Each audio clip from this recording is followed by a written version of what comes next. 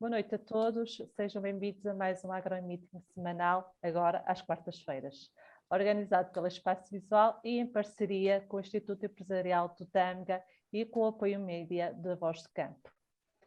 O evento vai ser emitido em direto nas nossas redes sociais, poderão aceder ao nosso link para participarem, para tal terão que aceder, que está disponível na nossa página Facebook, e inscrevem-se e podem colocar diretamente as suas questões ao conferencista convidado. Esta é uma conferência organizada então pela Espaço Visual, que é uma empresa consultora, que trabalha no âmbito dos projetos de investimentos, projetos técnicos, planos de negócios, formação profissional, licenciamentos e gestão das empresas. Convidamos então especialistas que nós achamos que são a mais-valia com massa crítica das agriculturas em Portugal, que aceitam o convite e que venham também de uma forma expor a sua experiência da organização que representam e a vontade e o acreditar no setor primário. Hoje o nosso tema que vamos bater aqui é sobre a cultura da nogueira.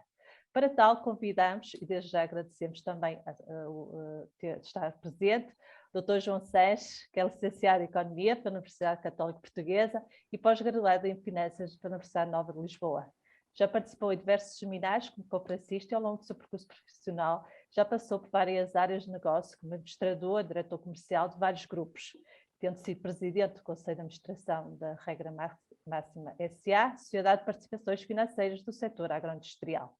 Atualmente é administrador delegado da Gonuts SA e é presidente do Conselho de Administração da Trilho Saloio, que é a empresa produtora de nogueiras e de olival no Ribatejo. Então, muito bem-vindo, doutor. Muito obrigado. Doutor João, muito obrigada por ter aceito também o nosso desafio de vir partilhar a sua experiência e da sua organização que representa no âmbito da produção da nogueira. Não sei se quer então apresentar, falar um bocadinho da vossa experiência. Sim. Muito boa noite a todos. Eu ia propor então partilhar uma apresentação. Eu pedia só aqui, pronto, vou compartilhar aqui, pronto, penso que é exatamente, penso que as pessoas estarão a acompanhar. Muito bem. Portanto, eu, com a família, quando nós constituímos esta empresa chamada Trilho Saloio, nos finais de 2016, princípios de 2017, depois de ter alienado uma posição que tinha maioritária numa sociedade industrial de aperitivos, ali ao pé de Coimbra, que fazia as marcas da distribuição de batatas fritas e aperitivos. Portanto, vendi essa unidade e colocou-se a questão de investir e escolher que ativos e que linhas de produtos poderiam ter interesse, considerando, enfim, o momento em que vivemos, o mercado, a evolução do mercado agroalimentar, as preferências dos consumidores, a estrutura da oferta e da procura e portanto, foi para nós muito claro que deveríamos apostar em zonas onde fosse possível ter alguma dimensão e zonas também com água, portanto terra rica, digamos assim, terra adequada, sem grandes restrições ao uso de água, embora promovendo, como irão ver, o uso eficiente deste recurso que é vital que seja muito bem utilizado por diferentes motivos, entre os quais até a própria produtividade das plantações. Portanto, eu só vou apresentar, nós começámos, portanto, em 2017, como vos tinha dito, e começámos a adquirir terreno, e neste momento temos cerca de 160 hectares no chamado modelo de olival super intensivo, ou olival em sebe, e 24 hectares em sistema de olival intensivo, não super intensivo, intensivo, com passo 7x5, que era um olival que já existia numa das propriedades que nós adquirimos. Simultaneamente, em 2018, começámos a plantar pomares de nogueiras, portanto, 23 hectares em 2018, 27 em 2019, e este ano plantámos 124 hectares de nogueiral. Portanto, temos cerca de 180 hectares de nogueiras. O porquê destes dois produtos? O porquê na aposta destas duas linhas de culturas permanentes? Porque quanto ao olival, era também uma questão do tipo de solos que era adequado. Portanto, as nossas propriedades estão numa zona de transição entre a Lesíria, o campo e o bairro, não é? Aquilo que é mais para o lado do campo, da Lesíria, do Ribatejo, campo, são terras mais adequadas e mais produtivas para as nogueiras, e aquilo que é mais bairro, um pouco mais calcário e estruturas de solos muito adequadas para o olival, nós apostamos nesta linha do olival. Foi um ritmo muito intenso de atividade. Para terem uma ideia, nós conseguimos juntar cerca de 40 parcelas para ficarmos com áreas suficientemente dimensionadas para mecanizar ao máximo a exploração, para diluir ao máximo custos fixos que têm a ver com os sistemas de fertirrega, de rega, etc. Portanto, a dimensão aqui joga um papel importante para se conseguir um valor por quilo de azeite produzido competitivo.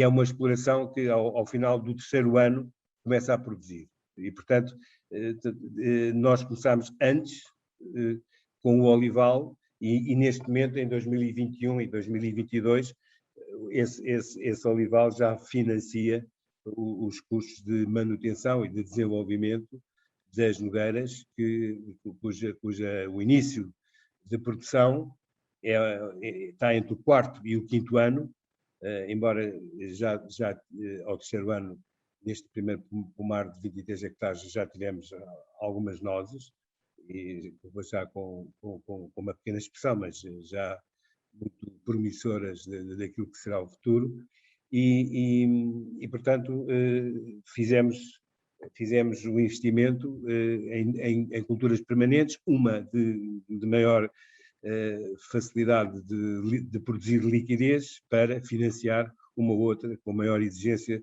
de capitais permanentes pelo facto da produção começar a ser autossustentável a partir do quinto ano.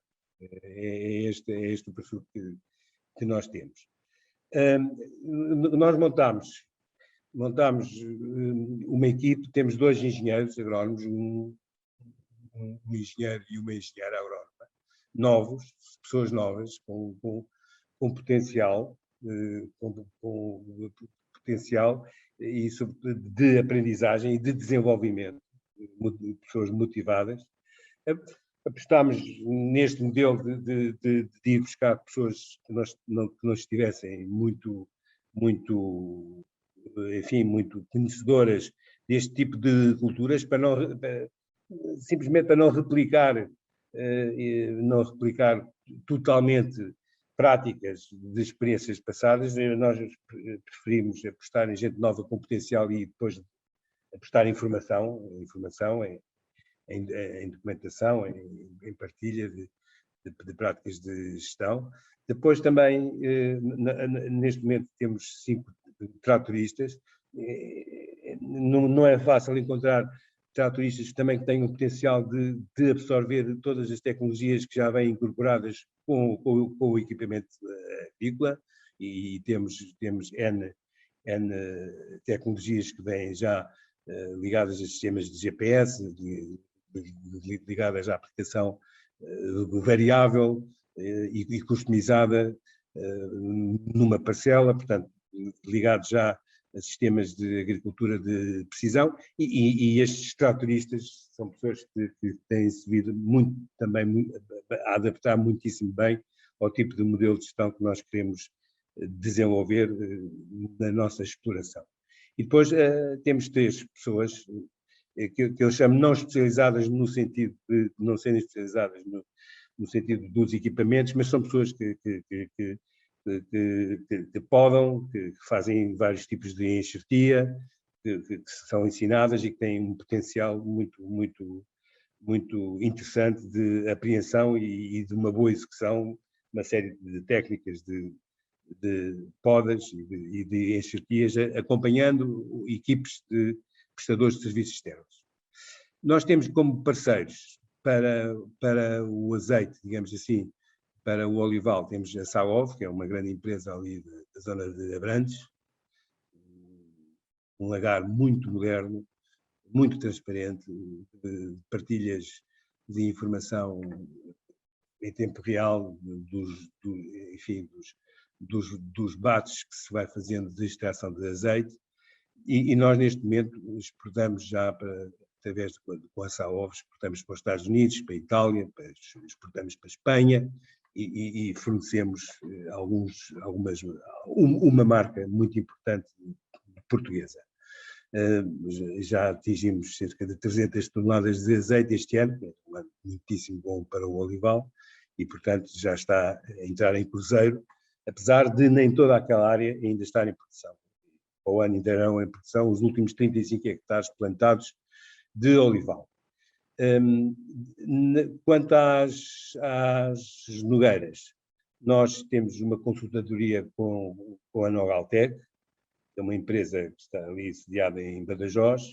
Tem pessoas que se formaram na Califórnia, já fomos com eles à Universidade de David, e temos trocas de muita documentação sobre inovações na gestão de pomares de beiras, e dão-nos uma assistência permanente, dão-nos assistência em termos de planos de fertilização, em termos de tipos de poda a fazer, em função da maturidade dos pomares, dão-nos a informação em termos de gestão de rega, que é crítico nas nogueiras.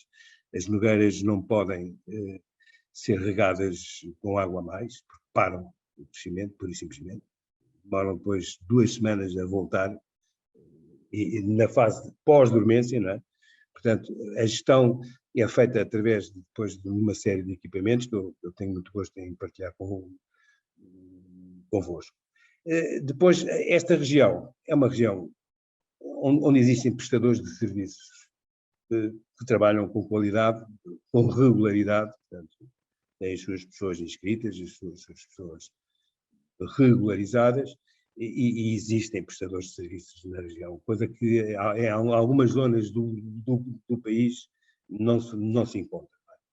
E com estas áreas e com os tipos de atividades de manutenção e de gestão que são necessárias fazer, é evidente que isto é um fator crítico numa zona, investir com alguma escala exige que haja toda uma plataforma de suporte a atividades que facilite a gestão e que a torne rigorosa. Portanto, temos aqui estes 2 prestadores que são com quem trabalhamos mais, nas diferentes fases do ano e nas diferentes atividades, que são justamente integrados pela nossa equipe core, e queremos crescer. Não é fácil encontrar, infelizmente, gente com potencial, com atitude, não é um exercício fácil. Claro que existe muita gente boa por este país, mas também são pessoas que provavelmente também não encontrarão assim tantos projetos que as possam motivar. Portanto, temos aqui uma questão a nível nacional para resolver e dar futuro, e dar pessoas que possam gerar um grande valor para a agricultura e para o país. Em termos de equipamentos, nós temos sistemas de ferto e rega, temos 9 sistemas. Nós quisemos, portanto, em função da existência de água e da capacidade dos furos, assim desenhámos os vários segmentos de rega. Temos, portanto, 9 sistemas. Estes sistemas fazem toda a nutrição, quer do olival, quer das nogueiras, fazem com programas e com softwares que a seguir partilharei convosco. É muito interessante porque o valor da terra depende da capacidade de um único sistema de fertirrega, portanto, que é um conjunto de furo, sistemas de filtragem, bombagem, e, portanto, há zonas em que os senhores podem regar 60 hectares, 70 hectares num único sistema de fertirrega, e haverá outras em que os senhores só conseguem regar 20, 25 hectares. Isto tem muito a ver com o valor da terra por hectare que se deve pagar em função da existência de água e em função da diluição de investimentos que se possam vir a fazer. Isto é uma variável crítica para se calcular o valor que se pode pagar por um hectare para determinada cultura. É um dos valores. Portanto, temos aqui vários furos, temos charca, temos alguns depósitos, temos estação agronómica, temos 18 sensores espalhados de acordo com o tipo de parcelas representativa, porque numa mesma propriedade as parcelas não são iguais, há heterogeneidade e convém acompanhar segmentadamente em função do tipo de solo que está a trabalhar, convém fazer esse acompanhamento. Depois temos aqui tratores, temos aqui destroçadores, nós promovemos, tanto nas nogueiras como no olival, nós destroçamos a erva na entrelinha, não mobilizamos a entrelinha, destroçamos, vamos incorporando matéria orgânica ao longo dos anos. Há estudos que revelam que os teores de matéria orgânica, com 9, 10 anos de sistemático destroçar, ou mesmo greening, também tenho áreas plantadas mesmo, semeadas mesmo, portanto isto enriquece o solo, evita problemas que às vezes são referidos na comunicação social como se fosse um paradigma destes modelos, depende de como eles são estruturados e do tipo de gestão que se tenha. Portanto, isto evita a erosão do solo, fixa o solo, estes sistemas, sobretudo no olival, sequestram cerca de 80 toneladas de carbono por hectare, por ano. É uma coisa impressionante. E mesmo o balanço entre o sequestro de carbono e as emissões pelo uso da rega, que significa energia, pelas pulverizações, que são a parte da nutrição, não é apenas por gota a gota, é muito por sistema de rega gota a gota, mas também é por pulverizações, de quando em quando. Pois todas essas operações de destroçar, de pulverizar, de regar, todas essas operações de colher, de levar o produto ao polagar ou para o centro de secagem, todas essas operações significam emissões de carbono. E há aqui um saldo, e um saldo é excepcionalmente positivo. E nós temos as responsabilidades de comunicar com as pessoas, colegas da comunicação social, e temos responsabilidade de transmitir informação, porque a realidade não é muitas vezes aquilo que se apresenta. Antes, bem pelo contrário. E para não falar depois de fatores de sustentabilidade, que são criar riqueza, exportar, contribuir para a redução de déficits e reforço de estoques em termos de reservas estratégicas alimentares. Não é? Um país que não cultiva, um país que não planta, um país que não se dedica com muito rigor a esta atividade, é um país exposto a cadeias longuíssimas em termos de alguns produtos, por por exemplo, as nossas viajam desde a Califórnia, Chile, passam o canal do Panamá, quer dizer, isto é absolutamente, podemos substituir, e já vamos ver, substituir importações, criar riqueza, emprego e projetos para gente nova, que é o que me preocupa bastante para o futuro, é fixar gente nova. Depois temos aqui um conjunto de pulverizadores, são unidades de 3.700 litros, temos uma série de repocos para transportes de produtos. E temos aqui um equipamento que vem aqui fóssil, onde nós medimos quando se aproxima a fase da colheita do olival, onde nós medimos a gordura total da matéria seca, onde nós medimos a umidade, onde nós medimos qual o rendimento industrial esperado por um lagar eficiente, um determinado nível de eficiência, um lagar que consiga extrair 97%, 98% do azeite, depois vai bater certo com as análises que nós fazemos a priori, para decidir o momento em que vamos iniciar a colheita. É com base em informação. Depois temos aqui um conjunto de outros equipamentos de suporte. A parte, para mim, mais interessante, talvez, que eu posso partilhar convosco, não sendo agrónomo, a minha área é de gestão, é precisamente os meios que nós, e as metodologias que nós procuramos aperfeiçoar à medida que vamos crescendo. Portanto, gerir a rega. Gerir a rega é vital. E por isso temos um conjunto de sondas e de software, está aqui o R-Strat, muitas pessoas já deverão conhecer, pronto, e que nos dá a umidade a vários níveis do solo. Isto permite-nos otimizar tempos de rega, permite-nos acompanhar a atividade de rega de uma maneira muito, muito, muito eficiente. Depois temos sistemas nas regas, temos o Agronix, que também é conhecido por muito de vós, que são sistemas que nos permitem depois estruturar os turnos de rega, programar os turnos de rega numa determinada parcela. Aqui a nossa aposta foi atomizar ao máximo. Investimos um pouco mais no início, em termos de número de eletrovalvas, para nos poder no futuro podemos fazer combinações de turnos de fertilização e de rega de uma maneira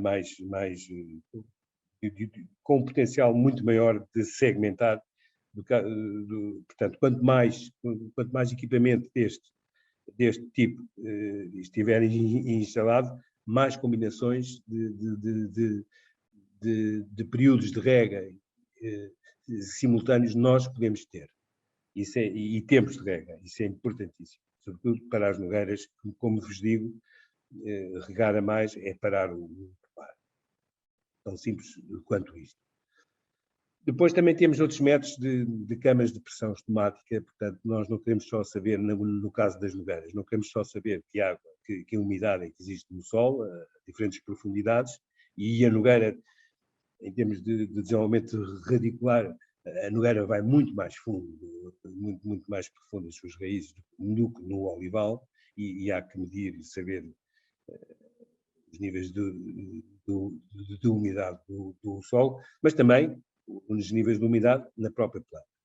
Então há metodologias, medimos semanalmente, no pós-dormência, quando as nogueiras começam o seu desenvolvimento vegetativo, e nós temos frequências de medições, uma delas é precisamente a umidade que existe na água. É uma câmarazinha de pressão estomática que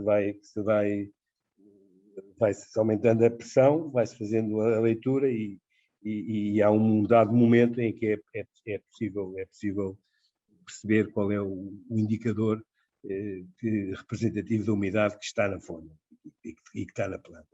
É mais um sistema de controle das sondas que também estão instaladas nestes solos das nogueiras.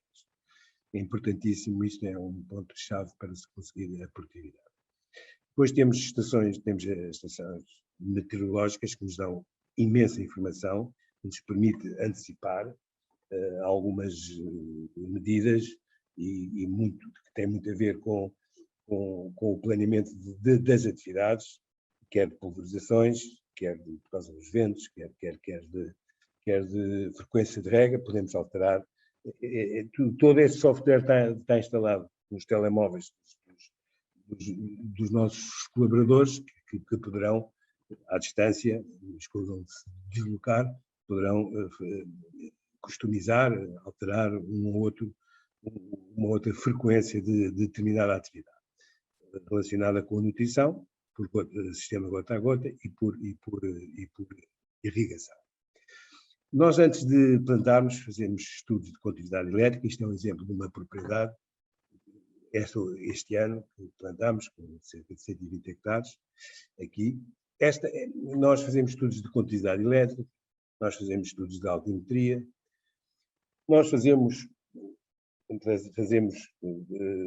várias amostras a 2 metros para perceber a estrutura do solo, importantíssimo, os estratos que o solo tem, para perceber a profundidade e que tipo de ripagem se deve fazer, porque sem esta preparação, depois a profundidade não vai aparecer. E gasta-se o dinheiro, investe-se e depois não se... Porque se preparou mal, há muitos casos, porque se preparou mal, não se obteve os resultados que se poderiam ter obtido, não é? Portanto, nós apostamos muito em estudos em que nos vão dar depois os inputs para desenhar sistemas de rega, fazer operações de ripagem, fazer operações de nivelamento, fazer operações de condução de água, de drenagem. Nós temos drenagens naturais e drenagens efetuadas em função destes estudos, porque é importantíssimo. A Nogueira não, sobretudo quando está em plena floração, em pleno desenvolvimento vegetativo, não convive com encharcamentos, há que os evitar, e o olival o mesmo, diga-se de passagem. E, portanto, nós apostamos muito nestes estudos iniciais que nos orientam, e depois estes estudos também são um input para os planos de plantação. Qual é a orientação que vamos dar às linhas? Aqui, no caso das Nogueiras, temos compassos de 7 por 5, de 7 por 4,5, em função das variedades, e portanto, há que fazer aqui um trade-off entre a exposição máxima solar e declive depois de corrigido. Não é? Portanto, as linhas devem ir contra o declive, para que depois as máquinas os pulverizadores e as máquinas de colheita, etc., não tenham inclinações laterais que tornem a operação morosa e perigosa. Não é? Portanto, isso não existe nas nossas propriedades, porque fazemos primeiro esses ajustes prévios e não mudamos a estrutura do solo. Tiramos a terra vegetativa para o lado, corrigimos o que temos a corrigir, em determinados parâmetros, depois obtemos os licenciamentos para isso e pronto, e fazemos as correções que permitem depois uma operação fluida no futuro, quer seja para pulverizar, quer seja para destroçar, quer seja para colher, quer seja o que for. Finalmente, temos aqui um sistemazinho, o Ice Crop, também muitos de vocês já o conhecem, que nos ajuda-nos a planear as atividades e a medir os seus tempos e a medir a produtividade das pessoas que participam nessas atividades, porque sem isso nós não podemos planear. Quando há uma determinada operação de fazer uma poda numa parcela de 60 hectares, portanto, há que planear, e se tivermos histórico, sabemos planear com mais rigor que recursos é que devemos alocar, quando, que tipo de recursos pronto, e não há grandes surpresas, nem ficará por executar uma operação importante para a produtividade quer do olival, quer das nogeiras, não é? Portanto, a preparação e a instalação de sistemas de rega e de nutrição que conduzam à eficiência da utilização são fatores críticos de sucesso. E isto pois eu não me importo nada de partilhar convosco enfim, aquilo que fiz até agora, com a ajuda de muita gente e de muitos parceiros, e esperar que haja muito mais projetos no país para desenvolver e para fazer, porque vale a pena. Aqui tem exemplos de layouts, enfim, subprodutos que vêm desta metodologia de estudar primeiro, analisar tipos de solos, que tipos de declives, depois vêm os planos de plantação. Estes planos de plantação têm a ver com a escolha de variedades e porta-enxertos adequados ao terreno. Essa escolha de variedades e de porta-enxertos devem ser combinadas com posições estratégicas de variedades polinizadoras, para preencher os gaps da variedade mãe do pomar, porque a parte feminina e masculina, em termos temporais, nem sempre coincidem, e há ali um espaço que é preciso aproveitar, e é preciso ir buscar pólen para reforçar, só assim se atingirão as produtividades, 5, 6 toneladas por hectare, e, portanto, o desenho da plantação, com os inputs todos antecedentes, e depois com o consequente, que tem aqui ao lado, com o consequente combinação de setores de regas e de nutrições em função do tipo de parcelas, toda esta combinação faz crer que pelo menos uma série de variáveis desaparecem da gestão de risco desta atividade, que tem risco de estar exposta lá. Mas há muito risco e que é eliminado com bom planeamento. Isso aí, pelo menos já tenho constatado em outros tipos de atividades e mesmo na área do olival.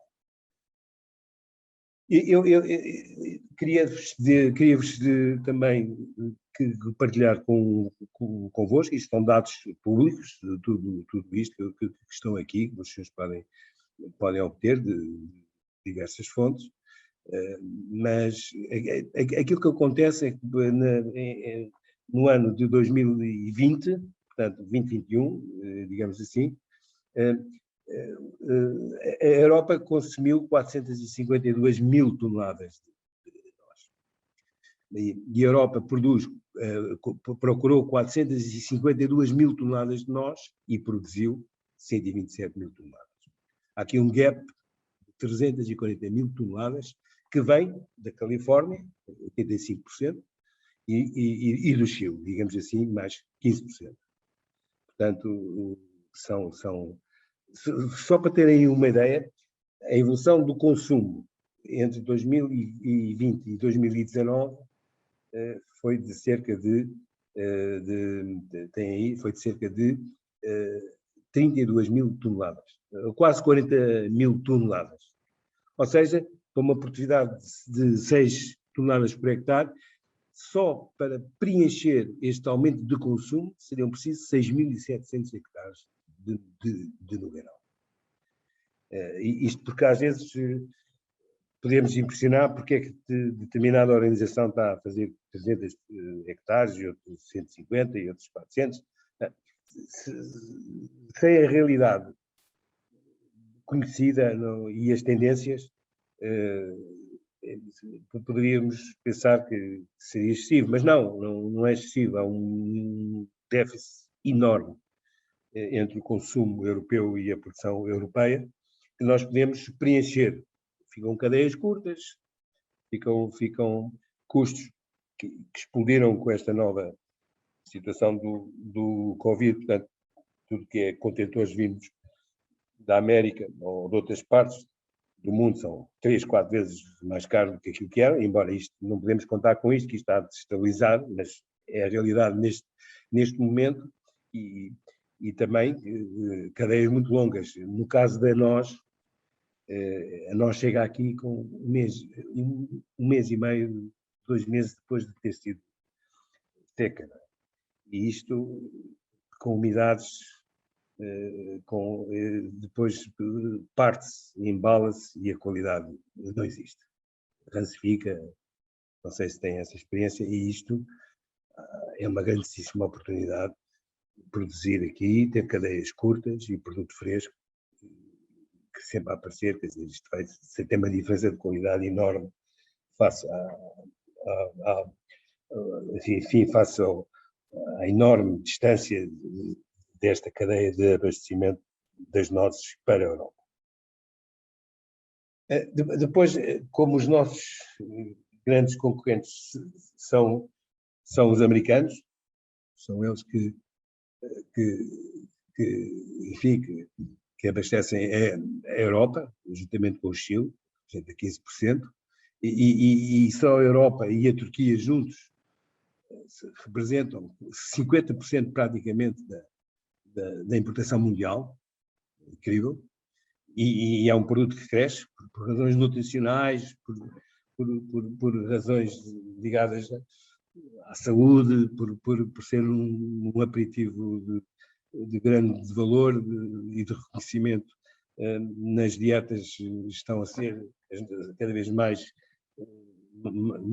e se incorporam mais a nós, e portanto temos um mercado a crescer, vivemos numa zona que importa 50% daquilo que é a importação mundial, e portanto, se trabalharmos bem, se trabalharmos com metodologia, se fizermos pelo menos o que os outros fazem, e eles têm grande tradição na Califórnia e têm uma grande ligação das universidades aos produtores, é impressionante como os produtores interagem com a universidade, disponibilizando área, disponibilizando recursos, por vezes com anos de medição para se chegar a uma conclusão, e é todo um alinhamento muito interessante que existe nos Estados Unidos, mas o modelo dos Estados Unidos é aos Estados Unidos. Isto é,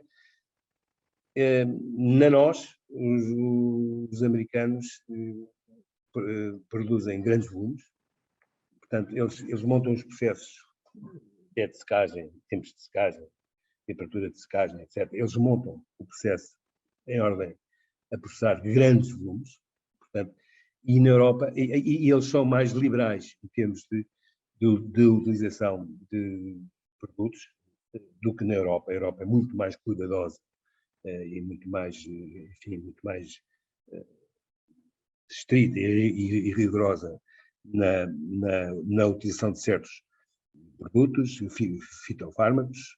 Eles não, eles são um pouco mais liberais nessa matéria, e eles estão muito segmentados. Quer dizer, existem os agricultores, é um mundo à parte, depois existem as unidades de lavagem e secagem, são operadores completamente independentes, à parte, se calhar nem percebem nada daquilo que é a produção de nós, percebem pouco.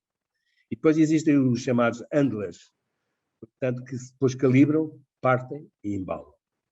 E são unidades gigantescas. Visitei algumas, são unidades gigantescas, porque, dada a dimensão da produção e daquele mercado. Na Europa as coisas são mais pulverizadas, mais segmentadas, com dimensões muito mais pequenas e com possibilidades de produzir em qualidade, em lavar, secar, partir, embalar, porque não é necessário, dada a proximidade com os mercados, portanto, e dado que as cadeias são muito mais curtas de abastecimento, não é necessário secar a 43 graus.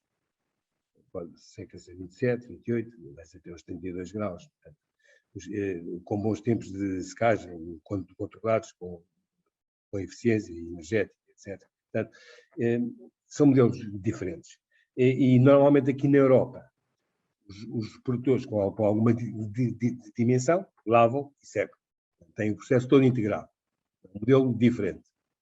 E é um modelo que nós estamos envolvidos. Vamos fazer uma unidade de lavagem, secagem e depois partir e embalar. Neste momento, associámos com vários agricultores neste projeto, porque os pomares vão começar a produzir.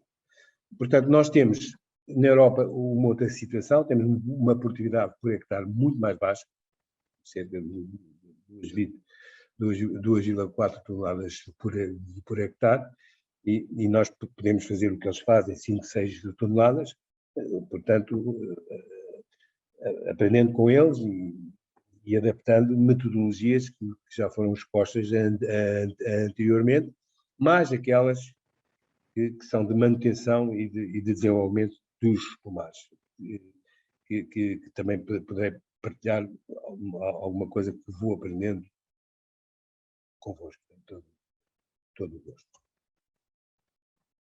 O Ribatejo, porque o Ribatejo, isto agora já é mais uma particularidade, porque tem aqui os aquíferos existentes, aqui nesta zona. Há aqui os aquíferos maiores da Europa, que é este que está aqui, não é?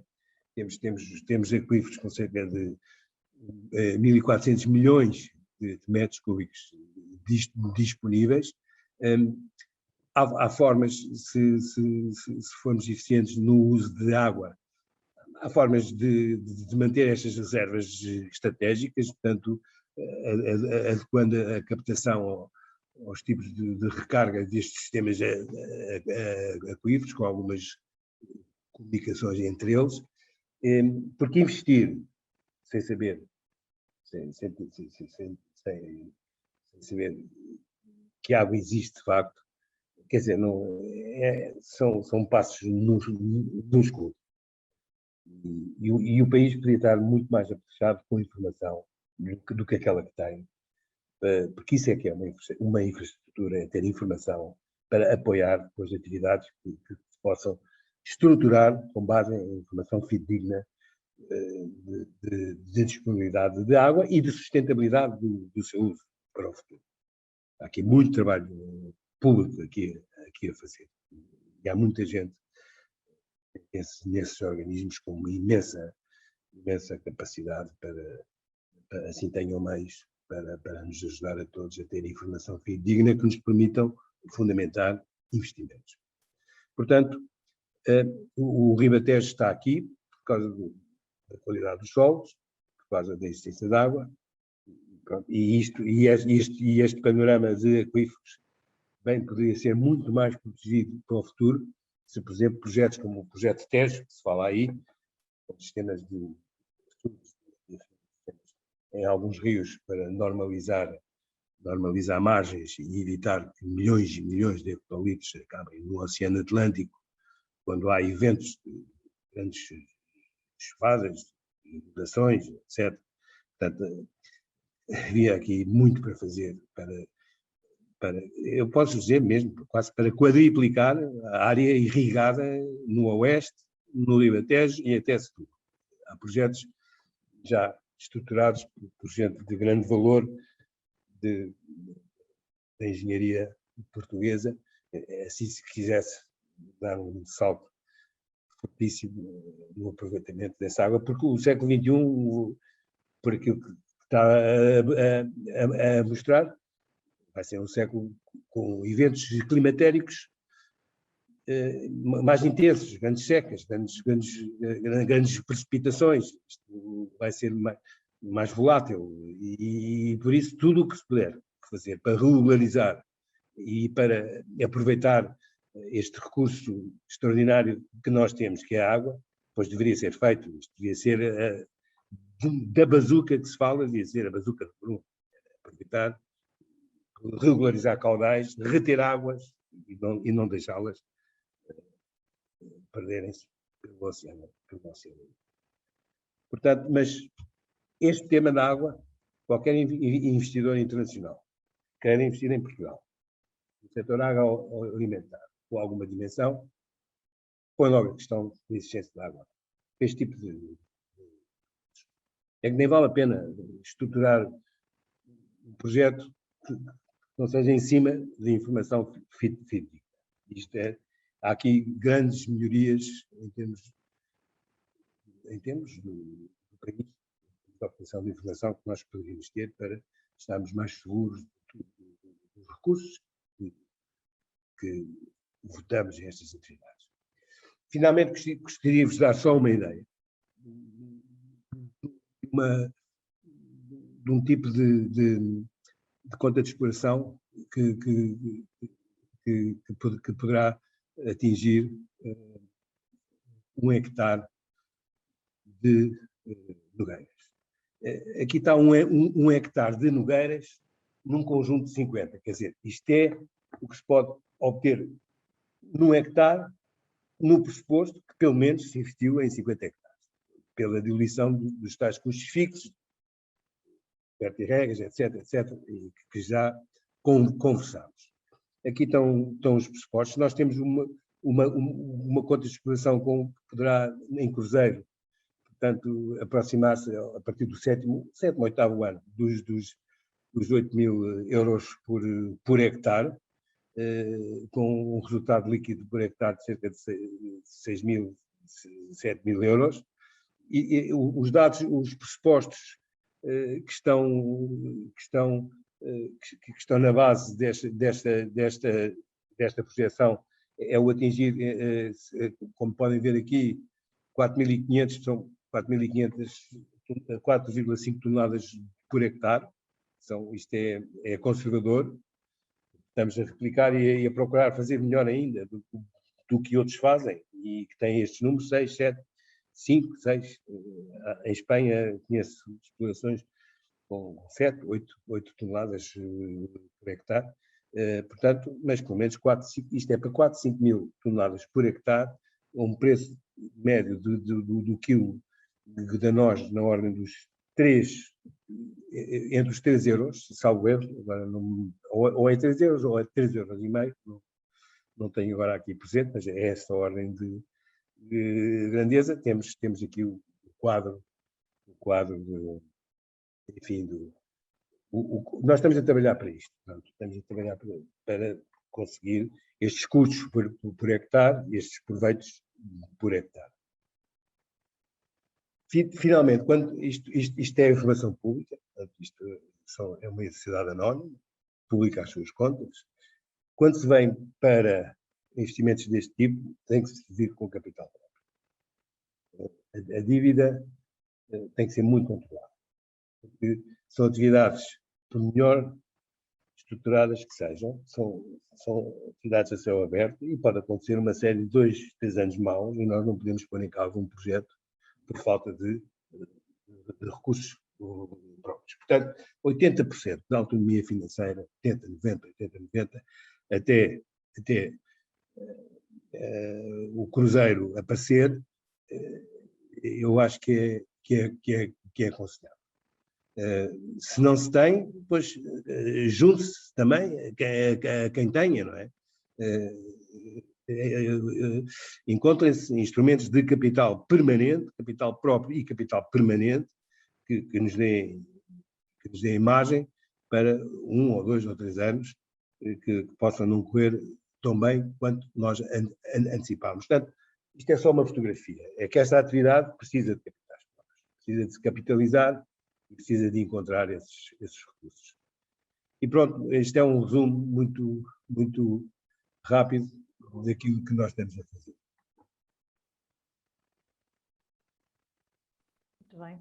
Dr. João Sés, parabéns. Realmente deu-nos aqui uma grande lição de planeamento e gestão empresarial. Precisamos realmente de muitos gestores como o senhor no setor, e ainda bem que veio investir neste setor, porque realmente é preciso muita gente com massa crítica e capacidade de planear e implementar e assumir o risco, não é? E investir, no fundo é isso. falou muito na questão, realmente, da sua apresentação brilhante, da vossa experiência, e no fundo também, de alguma forma, foi falando das suas preocupações, não é? Que é normal, nas questões também das alterações climáticas, da questão dos mercados, da sustentabilidade do negócio do ponto de vista global, e falou da questão da comunicação até do setor para com os consumidores, não é? Para com os cidadãos. Da sua experiência, como é que acha que o setor deve comunicar a este nível de forma que as pessoas percebam que realmente aqui a agricultura não é, por um lado, nem o parente pobre, nem o culpado destas alterações e desta questão da descarbonização, até porque tem um impacto positivo nesta questão. E do ponto de vista do mercado, como é que acham que o setor tem que se organizar e como é que pode dar a volta na questão porque o mercado está cá, não é? Nós somos essencialmente importadores, e como é que nós não conseguimos, quase ao nível do olival, criar aqui uma balança comercial, não ser negativa, mas passar a ser positiva. Qual é a sua perspectiva em relação a estes temas? Portanto, o olival já é uma realidade, quer dizer, o olival sim. em Portugal aproxima-se, se calhar, da 4ª posição a nível mundial, não é? E isso devia ser... E a questão é como é que os frutos secos também fazem esse caminho. E os frutos secos também estão a fazer essa caminhada. Há imensas plantações de iguais, nogueiras, há um projeto enorme ali em São Mansos, um projeto muito interessante, com um centro com uma unidade de secagem excepcional e que já tem umas centenas de hectares instalados. Portanto, nós estamos a fazer coisas novas, as coisas estão, apesar de tudo, estão a acontecer. Muitas vezes a comunicação, muitas vezes os jornalistas, isto é um problema, para mim, é um problema geral do país. Há muitos colegas jornalistas pessimamente mal pagos e a quem são pedidas notícias todos os dias, são pedidas conteúdos, eles têm que gerar conteúdos que vendam, que saceiem, às vezes curiosidades mórbidas e tudo o que é positivo exige estudo. As pessoas têm que sair, têm que ter tempo, têm que estudar, têm que ir buscar informação, têm que conhecer explorações, têm que ir para o terreno, não é? E isso não está a acontecer, e eu acredito. E eu aprendi isto na AgroGlobal, com uma conferência que assisti de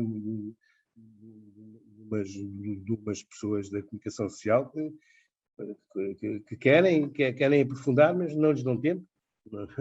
São temas que não estão e deviam estar na agenda, temas positivos, deviam estar nas agendas e devia ser matéria de orgulho e de motivação e convidar mais pessoas a investir e criar dinâmicas positivas, mas, claro, com sentido de responsabilidade, com a noção de que as atividades têm que ser sustentáveis, não é? Têm que ser e a noção... Mas não acha que isso seria um papel do próprio Ministério da Agricultura também investir muito? Olha que o Ministério da Agricultura tem resistido muito a esta visão negativa, tem resistido.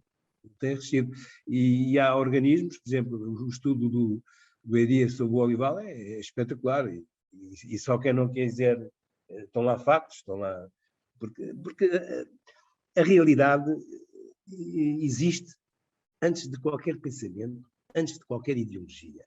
A realidade existe, está lá.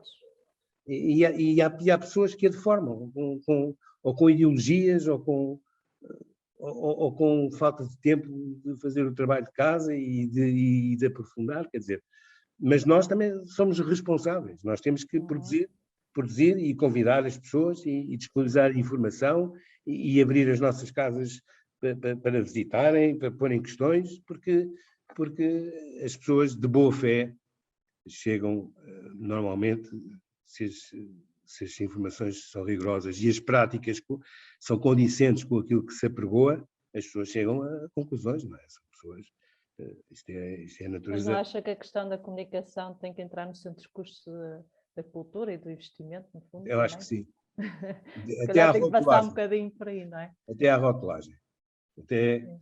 comunicar com o cliente, obter certificações. Portanto, eu não falei aqui, nós temos pressão integrada, temos uso eficiente de água, mas temos mesmo, não é ter para ir à caça de um subsídio, não. É ter porque faz sentido, porque e deve informar a cultura da empresa, esse tipo de questões. Porque a sustentabilidade é viver o instante, cada instante, que é aquilo que existe, como alguém dizia, como um grande encontro entre o passado, o presente e o futuro. Tudo aquilo que fazemos hoje, amanhã vamos recolher o resultado, ou os erros, ou a inconsciência de não termos feito no instante próprio aquilo que devia ter sido feito. Portanto, é viver um bocadinho fora do tempo, fazer as coisas com a maior perfeição possível e ter esta cultura impregnada nas pessoas, para poupar recursos, e o Estado ajudar e contribuir e nós comunicarmos. Como estamos agora aqui a fazer com a senhora engenheira, nós devemos fazer muitas sessões destas e disponibilizarmos. E aquilo que não fizemos bem, fazer melhor ainda, porque há quem faça mal, há quem faça bem e há quem faça mal. Isso aí em todas as atividades humanas. Não é? Sim. Muito bem. Vamos passar então aqui às questões. Temos aqui já um leque de questões dos nossos acompanhantes, participantes. Boa noite. Temos aqui no Noronha que coloca aqui algumas questões, nomeadamente as questões ligadas às variedades. Na sua opinião, as variedades mais indicadas para a região do Lourimim, tipologia de terrenos, consumo de água, ano cruzeiro, rotinas de adubação. Bem, isto são questões muito técnicas, não sei se quer partilhar um bocadinho. Variedades, aquilo que eu posso aconselhar é que tenham um bom consultor antes de se meterem a fazer investimentos. Por exemplo, a variedade adequada, aqui nesta zona de Santarém, não é? É a Chandler, é aquela que mais se vende a nível mundial, porque tem um calibre 32, 34, 34 mais, são calibres muito apreciados nos mercados internacionais, é uma noz que parte bem, normalmente é um extra light, depois tem um miolo muito bem constituído, é ótima para integrar processos de partir e embalar, porque a eficiência em metades, em quartos, etc., aparece ali com toda a transparência portanto, sobretudo o porta-enxerto, não é? Em função do tipo de solos, eu posso partilhar, nós temos flash, um porta-enxerto americano, e depois vem enxertado com Chandler, e depois ter polinizadores. Polinizadores que, se escolher uma variedade de Chandler, deve-se optar por ter 3, 4 variedades cuja produção, cuja disponibilidade de pólen vão preencher a lacuna da variedade mãe. A variedade mãe, portanto, autofertiliza-se, mas só num intervalo temporal curto. É preciso preencher a disponibilidade com pólen. Portanto, toda a estrutura da plantação, a escolha das variedades tem a ver com o terreno. Por exemplo, há terrenos em que não vale a pena pôr hour, porque vai às 2,5 toneladas por hectare e parou por causa do tipo de solo. Há solos que não vale a pena pôr régia, deve-se pôr outro tipo de porta-enxertos. Eu não sou agrónomo, o que eu sei é que é bom ir buscar informação a quem sabe. Isso sei. E ter a certeza, e eu partilhei, sem qualquer interesse, partilhei com os nossos consultores. Não é? Portanto, no Norte, a escolha das variedades tem a ver com horas de frio, é uma variável importantíssima. Por exemplo, a Chandler é de 600, 700 horas para cima. E depois é preciso saber como é que se mede as horas de frio, não sou, pronto, eu tenho na estação meteorológica, posso partilhar o método UTA, portanto, é um método que acumula as horas de frio abaixo de 7,23 graus, vai acumulando até 10, até aos 10 graus, depois vai contando, em vez de uma, conta por meia dos 7 e tal aos 10, e depois acima de 13 vai descontando. É um método, ainda há outro que é um método contrário. E é porque baralha a planta. A planta tem um software, autenticamente, a planta é um software. E a planta desperta a partir de determinadas horas de frio. E há que saber contá-las. E há que saber gerir o pomar se essas horas de frio não existiram plenamente na específica campanha. Porque a partir de 70% das horas de frio requeridas pode-se gerir o pomar em ordem à oportunidade. Isso pode-se gerir. Não havendo, pois haverá anos com boas produções e anos com menos produções, por causa desta variável também, horas de frio. Portanto, escolher variedades é conhecer o solo, o tipo de solo que se tem, qual é a sua estrutura, entre arenoso, limbo, argilas, etc. Conhecer bem, adaptar o solo, fazendo drenagens, limpando linhas de água, são coisas que não se dizem na comunicação social e que se fazem. Limpam-se linhas de água que estavam completamente desadequadas para o fluir, enfim, correto. Depois ninguém limpa nada, não é? Essa é a realidade. Com o abandono que há. Abandonam, e depois vêm os fogos, os incêndios, ninguém lá está, são desertos, não é? Mas, portanto, escolher variedades é conhecer o solo, é conhecer as horas de frio, e é pagar, vale a pena pagar um pouco para ter um bom projeto de plantação. E uma dos itens desses projetos de plantação é precisamente a variedade, o porta-enxerto e a variedade adequada para a região. É muito importante, pelo que eu tenho aprendido. Sim. Tem que se fazer um estudo e um planeamento e conhecimento, não é? Há pouco vocês consultores podem fazer muito bem essas ligações, sabem muito bem a realidade, podem fazer, podem aconselhar bem os clientes para terem sucesso, para lhes potenciar o sucesso, e de certeza que têm essa preocupação. E pronto. A outra questão que me perguntou, desculpa, era das produtividades e rendimentos esperados. Portanto, uma Chandler, um pomar de Chandler, ou Howard, com os polinizadores adequados, podem ser Fernet, Franqueta, etc. Há vários tipos de polinizadores, em função da variedade bem que se escolha para aquele pomar, pode ir 5, 6 toneladas por hectare.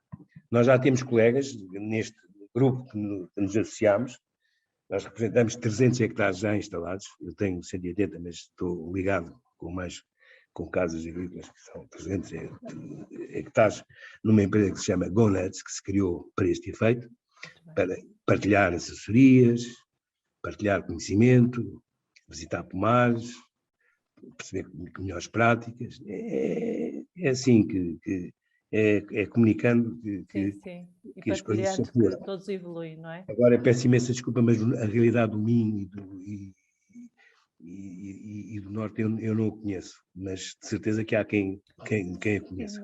Mas pode falar um bocadinho da sua realidade, essa questão da partilha, como é que vocês habitualmente fazem?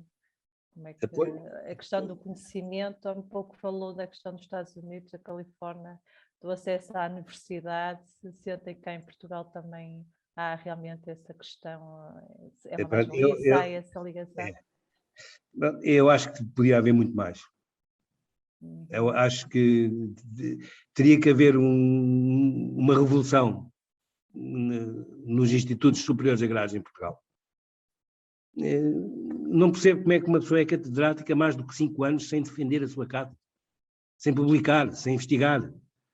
Não entendo, são coisas muito paradas, que não respondem à dinâmica destes tempos e às exigências que todos nós precisamos de ter esses bons institutos, de ter esses bons professores para prepararem pessoas, para ensinarem as pessoas, não é educarem, porque agora quer-se educar com agendas que eu entendo, mas que não dão futuro às pessoas. As pessoas têm que aprender a pensar na área que querem se desenvolver. Ensiná-los a pensar, ensiná-los a resolver problemas, ensiná-los.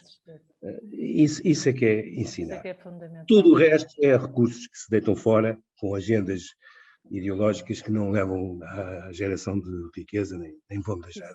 Mas penso que aí também já há melhorias e as coisas têm que evoluir nesse Há escolas, há zonas, já por exemplo, há zonas onde isso acontece e há outras em que estão as coisas um bocado paradas. mais, sim. E outra questão aqui, falam das variedades mais interessantes, aí, neste caso para a sua região, do Ribatejo. Chandler, Howard vem um bocadinho mais cedo e chega ao mercado um bocadinho mais cedo. E o Natal é Natal, não é? E há grandes consumos para confeitarias, enfim, moderna distribuição, com vários tipos de nozes com casca, sem casca, etc. Portanto, a noz com casca e sem casca é mais regular ao longo do ano, não é? A noz com casca é mais sazonal, é mais em picos de festas e de convívios. E, portanto, também se pode, respeitando, portanto, o tipo de solos e tudo o que nós já falámos, também se pode introduzir na equação a parte do mercado, não é? E, portanto, e alargar janelas operacionais de colheita. Isso é diminuir o risco, não é? Se eu tiver uma janela de 22 dias, que é o que acontece com uma variedade de Chandler, tenho 22, 24 dias para colher o pomar. Se eu tiver uma variedade um pouco mais precoce, essa janela alonga-se e há menos necessidade de intensidade de determinados equipamentos, etc. Há vantagens. E chega-se ao mercado mais cedo. Sim, isso faz todo o sentido. O João Carvalho questiona qual o número mínimo de hectares recomenda uma exploração no Alentejo? Quantos anos espera que dure a sua plantação de nogueiras? Portanto, os nossos modelos trabalham com 25 anos. Portanto, são 25 anos. Pois é o que se recomenda, não é? Passado 25 anos, depois a produtividade tenderá, a partir de 20 anos, vai baixando e chega a uma certa altura em que mais vale, exatamente. E, portanto, essa é a questão no Alentejo, há grandes dimensões já. Depende das terras. Da capacidade financeira também, não é? E da capacidade financeira e das terras. E das terras disponíveis. Porque há zonas ótimas no Alentejo, altamente férteis. Ali, mas, na sua opinião, no mínimo, devem fazer quanto? Ouça, se houver capacidade de secagem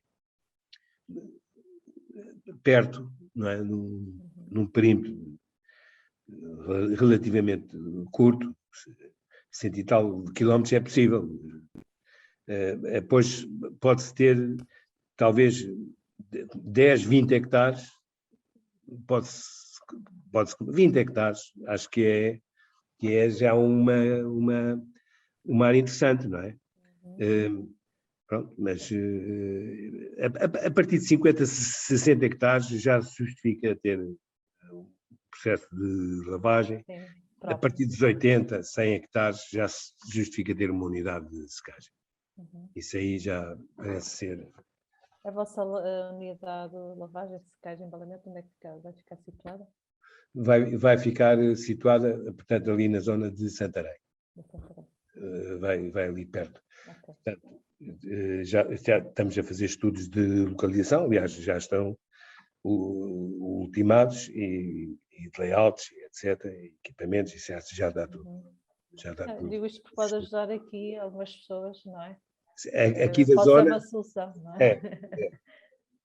Há aqui um triângulo que é Val Figueira, sei lá, Alcanhões, Golgã, até... Quer dizer, aí vai aparecer uma unidade, muito, muito brevemente. Muito brevemente. Como faz o controle de vegetantes na linha das plantas? Perguntou Como? o Cardoso. Como faz o controle de infestantes na linha das plantas? Portanto, nas linhas das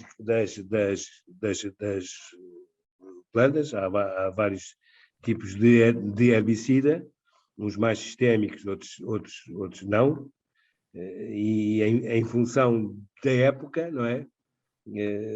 Do ano, e em função da maturidade do pomar, portanto, ora se aplica um, ora se aplica outro. Mas faz com herbicida. Quais as pragas e doenças? Só nas linhas, porque o resto não é trato, não é? É destroçado. Ok, muito bem. Quais as pragas e doenças que causam prejuízo na sua plantação? Ouça, nós não temos histórico ainda, porque a primeira vez que produzimos foi este ano. Foi este ano, claro. Sim, nós estamos a começar. Mas há tratamentos de prevenção, não é?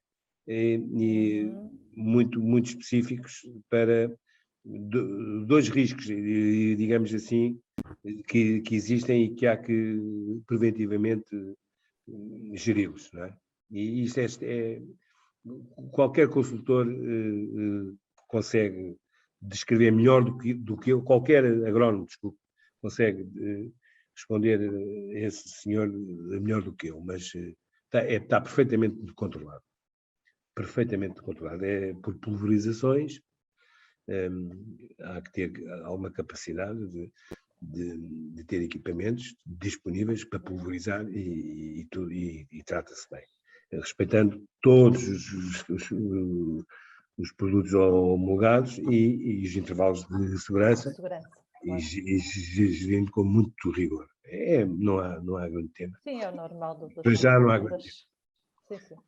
O José António questiona qual o número mínimo de metros cúbicos de água por ano que precisa regar 1 hectare de nogueiras. Ora bem, eu já vi desde os 4.000 metros cúbicos hectare ano até aos 8.000 metros cúbicos hectare ano.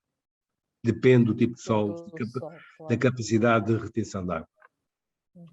Mas há zonas em que, enfim, depende do vigor do pomar, não é? Da evapotranspiração, etc. Portanto, mas há zonas onde 8.000 metros cúbicos acaba por ser como o milho, não é? Há próximo dessas necessidades. E na zona onde eu estou, quer dizer, nem metade disso, por causa do tipo de solos. Aliás, às vezes tenho dificuldade em executar planos de fertilização via fertirrega, porque existe excesso de umidade e há que recorrer a outras estratégias de fertilização. Mas quando isso acontece, o que é que fazem? Nós planeamos fazendo fertilização, digamos, com sólidos, não é? Portanto, em vez de ser tudo pela fertirrega, pelo menos garantimos alguma disponibilidade antes da emergência, não é? Garantimos já alguma disponibilidade de alguns nutrientes, não é, à planta. Porquê? Porque são baixas, são solos frescos, úmidos e precisam de pouca água. Portanto, é uma questão que varia entre os 4 e os 8.000. Faz toda a diferença. Faz toda a diferença. Muito bem. Nem todo o terreno é próprio para ter nogueiras, como é óbvio, não só por motivos de horas de frio ou de desadequação das variedades, mas também por questões económicas, não é? Por exigências. Isto em teoria alguém me disse. E às vezes dentro da parcela como? Também essa diferença. Às vezes mesmo dentro da parcela. Dentro da parcela. É muito difícil gerir, porque há diferenças substanciais, não é? Mas há técnicas para impedir que determinadas árvores... Claro. Há técnicas. Já. Sim. E as tecnologias vieram ajudar também na resolução desses problemas, não é? Eu faço dois voos por ano. Faço 2 voos de drone por ano e tenho... Quer falar um bocadinho sobre essa Não, sua experiência índices vegetativos e número de falhas, sobretudo, são os indicadores que nos dão, ajudam-nos a customizar o plano de fertilização seguinte, não é? Ajudam-nos a planear as atividades de retancha, que são diferentes do olival ou da oliveira, e sobretudo ajudam a criar métricas de motivação para as pessoas. Claro. Arranjar métricas de gerir índices vegetativos, passar de X para Y medido no mesmo período de tempo. Portanto, é possível na agricultura, como na indústria, é mais fácil. Com certeza. Uhum. Desenhar scorecards e partilhar a riqueza produzida pelas pessoas que contribuem, não é? Isso é perfeitamente possível e com estes sistemas de precisão é interessante encontrar métricas para motivar pessoas. Isso tem que se avaliar. Uhum. Esse é o modelo que se defende, não é? É, claramente. Muito bem. O João Oliveira questiona, não tem problemas de bacteriose na sua plantação? Há riscos, mas são perfeitamente geridos. Acaba por não ter problemas. Para já, provavelmente irei ter, não sei, estamos muito atentos, não é? Claro. É muita vigilância. Sim, no fundo é observar e há vários tipos sim. É olhar para a estação meteorológica, é perceber, aliás, há alertas em várias aplicações, até do iScorp e tudo, há alertas para determinado tipo de condições, como sabe. Sim, que podem potencializar determinados podemos prevenir. Sanitários, claro. Exatamente. Sim. Eu estou mais, quer dizer, temos processos mais consistentes no olival do que nas nogueiras. Nas nogueiras estamos a montá-lo, porque tenho mais tempo. Tem o histórico já que já lhe permite também fazer essa reflexão, não é? É isso mesmo. Muito bem. Aqui a questão do João também vai no sentido das variedades e da polinização. Não sei se quer falar um bocadinho em relação a que variedades tem em cultura, se precisa de polinização. Sim. Pronto, tem afirmativo como faz. Exato. Isso está no plano de plantação, não é? Estudam-se os ventos, a polinização é por via dos ventos, estudam-se os ventos, estabiliza-se, enfim, em termos de plano, as linhas de plantação e depois de X em X linhas há uma linha de polinizadoras. Polinizadoras nas bordaduras? Não, é mesmo linhas alternadas. Okay. Por exemplo, pode ser de 7 em 7, 8 em 8, 10 em 10, depende da zona, depende do terreno, depende das variedades. A questão é esta, é que sem uma boa polinização não vai haver a produtividade que é possível que a variedade expresse como potencial, não é?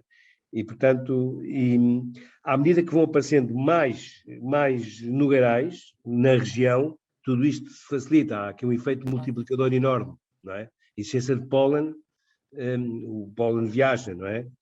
E, portanto, é bom ter uma área um pouco 40, 50 hectares, porque vai ter problemas de polinização no segundo, terceiro ano, mas também já há técnicas para se gerir ou para se dotar com pólen de determinado pomar em determinada altura do ano, e já se faz isso, não é? Mas com uma plantação bem feita, com o decorrer dos anos e da maturidade do pomar, esses problemas de falta de pólen vão desaparecendo. Mas tem que se planear, não é? Na plantação. Com certeza. O António Oliveira questiona que sistema de condução elegeu para a sua exploração. Quais os compassos que escolheu e porquê? Portanto, isso foram compassos, eu tenho compassos de 7 por 5, agora variedades mais novas, pode ser 7 por 4,5, portanto, normalmente com a variedade e com o tipo de terreno vem a recomendação. Não é um compasso absoluto, aplicável em toda e qualquer situação, não é? Mas nunca é um sistema de muito maior densidade do que esta que estou a dizer, porque é uma árvore vigorosa, não é? Claro. É uma árvore. Sim. É E o há, normal. e há que Normal. controlar, porque essas questões de bacteriose e de outros tipos Claro. tem a ver com o arejamento, com Orçamento, sim, a pela exposição ao sol, ventilação. com a formação da copa, a forma como Claro. se vai dirigindo a copa para maximizar a luz, enfim, há várias dimensões à roda do encontrar para determinada variedade, para determinada variedade de terreno e localização, qual o compasso certo. Muito bem. Manuel Sousa questiona como irá fazer a colheita das nozes e como irá descascar e secar as suas nozes. Como irá aqui, desculpa? Descascar e secar as suas nozes. No fundo tem a ver com este projeto de unidade, não é? É um sistema simples. Eu reparo uma coisa, eu limito-me a partilhar aquilo que existe já e as pessoas podem ter e podem encontrar. Facilita se calhar um pouco as pistas, mas a lavagem é o mais simples que há, não é? Tem um sistema de... A colheita é mecanizada, é isso? A colheita é mecanizada, não é? Tem um vibrador, tem uma varredora e uma recolhedora de nozes, já com alguns sistemas de sopro, que permitem alguma limpeza e permitem dirigir as nozes para a linha seguinte, para tornar a operação. Pode-se recolher 1,2 hectares, 1,2 hectares por hora, sem grande... depende também da plantação, da inclinação do terreno, etc. Mas pode-se andar entre 1,2 hectares. Há sistemas para isso, para colher, não é? Depois a lavagem tem vários tambores, tem uns que é para tirar o cascão, Que faz, o cascão, a lavagem, é isso mesmo. tem superadores para eliminar nozes com peso específico abaixo de X, não é? Ou vazias, etc. Claro. Depois tem sistemas de secagem. Portanto, são superadores, caldeira, pode ser a biomassa, que é o caso que vou instalar, aproveitando o bagaço, digamos assim, desidratado. Também, não é? Exatamente, uma espécie de circularidade aqui, e é muito mais economia circular. Exatamente, tanto se fala, não é? Aqui está um bom exemplo. Claro, com certeza. E depois há tulhas de secagem, há túneis, não é? Há superadores de ar aquecido e há tulhas de secagem que são dimensionadas às toneladas a processar, escaláveis, não é preciso montar logo tudo, não é? À medida que o pomar vai produzindo, porque é interessante que é um investimento que com alguma característica de poder ser escalável ao longo do tempo. Sim, isso é uma vantagem. Pronto, nós planeámos até 2032 e sabemos como é que vamos evoluir em termos de óleo fabril e tipo e número de linhas e de tulhas de secagem. E depois há todo um processo interessantíssimo que é a relação entre fluxo de ar e temperatura. Aí é que está o segredo da qualidade final de nós. Sim, há pouco falou os tempos de secagem. Questão e aí também é irem à Califórnia. Pronto. E recomendo que mandem vir um manual de produção de walnut, de production manual da Universidade de David. Podem encomendar pela Amazon, porque é uma bíblia. Tem lá tudo. Tem lá preparação, tem lá a escolha de variedades, tem lá a escolha de compassos, tem lá sistemas de rega, sistemas de secagem, cálculos de fluxo de ar, cálculos de temperatura, tem tudo. Tudo. É uma bíblia autêntica. Eu recomendo para quem tenha interesse. Para quem tem interesse na temática e como investidor. Até posso depois mandar uma fotografia ao seu colega e depois para disponibilizar a quem. Manda uma foto da capa. Muito bem. Muito obrigada, então. Quanto custa em média, pergunta ao Carlos Araújo, quanto custa em média cada quilo de nozes? Qual o preço médio de venda das suas nozes? Olha, pronto, anda nos 3,5, 3,5. 3,80. Este ano conseguiu um pouco mais, 380, mas foi uma produção pequena, foi, como eu disse, Uhum. foi uma coisa insignificante, mas foi um bom sinal, não é? Claro. Mas quanto é que custa em média produzir um filme nossos? Eh, A sua experiência. Olha, é dividir em cruzeiro, é dividir se calhar 7.500, 8.000 euros por 6 toneladas. Muito bem. Filipe Mas tem Azevedo, que ser muito eficiente, hein? Tem que ser muito sim, eficiente para chegar a isto.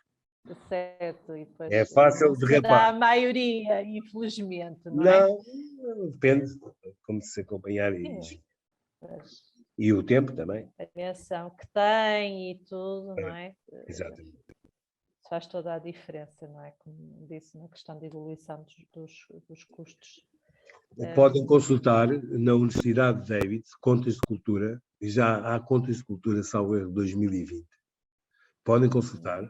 Aquilo é um bocado chato, tem que se converter libras em quilos, sabe como é que são? Claro, sim, Aqueles sim. anglo-saxónicos e aquelas Para a culturas. nossa realidade, não é? Pronto. Mas é um bocadinho chato só por isso. Mas tem-se tudo em euros. Né? E fechar a taxa de câmbio e está lá tudo. E os pressupostos. Contas de cultura, portanto, é ir à net e pôr. E tem também os custos de implantação de um pomar. Há que só que depois ajustar à realidade portuguesa, não à americana. Claro. Custos de água, etc. Ali nos paramos a ajustar. Hoje em dia há muita informação disponível. É Sim, só sim. saber buscar e, no Exatamente. fundo, Há muita, também muita, muita. tirar mais-valia e saber Exatamente. tratá-la, não é? Que isso às vezes é Exatamente. mais difícil. O Filipe Azevedo questiona se faz podas de verão ou se só poda de inverno. Normalmente, portanto, também aqui depende Já da ainda não maturidade. tem. Estamos no primeiro, no segundo, no terceiro ano. Claro, pois é isso. Para já Pronto. ainda não tem muitas. Não, mas eu tenho feito muito, podas de inverno, não é? Normalmente. Tem esse período Claro. longo. Pronto. E depois há vários tipos de poda, não é? Podas de formação, há vários tipos Uhum. de poda. E aí adquirem esse manual e verão os vários tipos de poda nas várias Mas já épocas. faz podas mecânicas? Eu tenho feito, não, eu não faço nas nogueiras não faço podas mecânicas, mas Uhum. há de ser uma realidade, não é? Possível um dia, não é? Sim, sim. Claro, com Mas certeza. quando elas Até estiverem. para a dimensão que irá Exatamente. ter, para os 180 hectares, terá que ser uma realidade mesmo, não é? Porque a Mas questão da mão de obra também é um problema, não é? há, isto exige regiões com prestadores de serviço. Sim, já falou um pouco dessa felicidade de estar numa região que há bons prestadores, Sim, não é? sim, sim. Também é muito importante. Tem sentido que realmente eles têm sido aqui um aporte. E pessoas com imenso valor, enfim, e que aprendem muito rapidamente todas essas técnicas. Muito Há bem. que ter um ou dois mestres e que vão acompanhando as atividades. Sim, sim, claro. Então, para a última questão, irá exportar as suas produções? Perguntou Pedro Costa. Um trabalhador a tempo inteiro consegue cuidar de quantos hectares? Desculpa. O Pedro Costa questiona em relação à exportação, ou Vai, seja, o seu mercado, se irá sim, exportar as suas produções, questiona se é o mercado de exportação, por um lado. E na sua opinião, um trabalhador a tempo inteiro, quantos hectares é que consegue cuidar? pronto. Nós temos o objetivo de satisfazer mercado interno e mercado Claro. externo, sobretudo, talvez mais mercado externo. Temos ótimas indicações e temos contactos por essa Europa fora que nos permitem estruturar esse modelo de substituir importações e exportar. Vamos ter, talvez, dimensão para servir um ou dois bons clientes europeus. É preciso, quando se vai para mercados destes, é preciso ter volume, senão não lhe atendem o telefone. Estar a fazer 5, 10 hectares desintegrado de uma estrutura comercial sem saber como é que se vai vender é muito arriscado. Portanto, há que se associar E há que perceber, e é possível, não é? Ter 10, 20 hectares e escoar a produção com bons preços. Tem que se cuidar disso a tempo, antes que se decida investir. Portanto, essa é a questão, não é? A outra questão, desculpa... Um trabalhador a tempo inteiro consegue cuidar de quantos hectares? Portanto, um colaborador efetivo, portanto, isto é mais ou menos um tratorista para cada 50 hectares. Se for bem mecanizado, bem feito. E depois tem a parte agro, não é? Da parte técnica. Eu tenho dois, mais a consultadoria para o olival e mais a consultadoria para as nogueiras. Tenho 2 engenheiros agrónomos, como lhe disse, e tenho depois os consultores, que fazem visitas sistemáticas nos períodos críticos da plantação. No dia-a-dia, é um tratorista para cada 50 hectares. Convém ter alguma capacidade instalada para não deixar fugir janelas de intervenção, porque o prestador de serviço pode não estar disponível, não é? Exatamente, e não se pode correr. Esse é o problema. Tem que se combinar. Tem que se combinar. Claro. Sim. Combinar, ter alguma capacidade e subcontratar. É um conjunto de fatores, realmente a dimensão, e a zona em que se está. E a região, a oferta de prestação de serviços, a qualidade da mesma. Enfim, é um desafio enorme, não é? Diariamente, gerir estes negócios. Muito bem, Dr. João Sérgio, obrigada. Damos por terminada então esta conferência. Olha, foi realmente uma grande lição que nos deu de aprendizagem e só temos de agradecer a sua disponibilidade e ousadia também vir cá partilhar os seus conhecimentos e a sua experiência como CEO da empresa Trigo Saloy S.A. Muito obrigada e a todos boa noite e até a próxima quarta-feira. Fiquem bem. Boa noite. Obrigada. Com licença.